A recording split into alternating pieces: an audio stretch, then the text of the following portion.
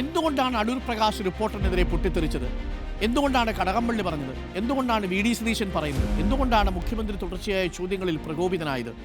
ഇങ്ങനെ ഒരുപാട് നേതാക്കൾ ചോദ്യങ്ങൾ ചോദിക്കുക എന്നത് മാധ്യമധർമ്മമാണ്.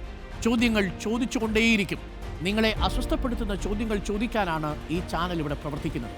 പ്രിയപ്പെട്ട പ്രേക്ഷകരെ, നമുക്കൊന്ന് കണ്ടുവരാം റിപ്പോർട്ടർ ചാനലിന്റെ ചോദ്യങ്ങളോട് നേതാക്കൾ കാണിച്ച അസഹിഷ്ണുത. നിങ്ങൾ ഏത് മാധ്യമത്തിന്റെ ആളാണ്? Reporter channel. റിപ്പോർട്ടർ ചാനലാണല്ലേ? റിപ്പോർട്ടർ ചാനലാകുമ്പോൾ കൊള്ളുമല്ലോ. റിപ്പോർട്ടർ ടിവിയുടെ അജണ്ട പറയാണ്. ആ അജണ്ടയായിട്ട് എൻ്റെ അടുത്ത് വരണ്ട. ഏതാ ചാനല്?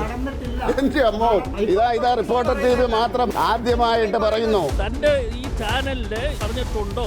അല്ല, ജനം വോട്ട് ചെയ്തല്ലേ റിപ്പോർട്ടർ ഒന്ന് മാറിയിരുന്നു. അല്ല, നിങ്ങൾ മാറിക്കും. ഞാൻ ബാക്കി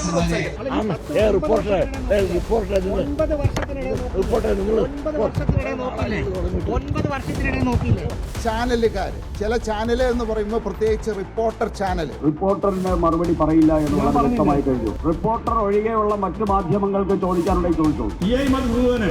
ഏതാണ്ട് ഒരു മണിക്കൂറിലധികം റിപ്പോർട്ടർ ചാനലിൽ നിങ്ങൾ ഇങ്ങനെയല്ലേ വാർത്ത കൊടുക്കുന്നത്. അതുകൊണ്ട് ഇവിടെ നിങ്ങളോട് സംസാരിക്കാൻ താല്പര്യപ്പെടുന്നില്ല. ആളാവാൻ വരരുത്. Do you want me to continue? Ask her to move back.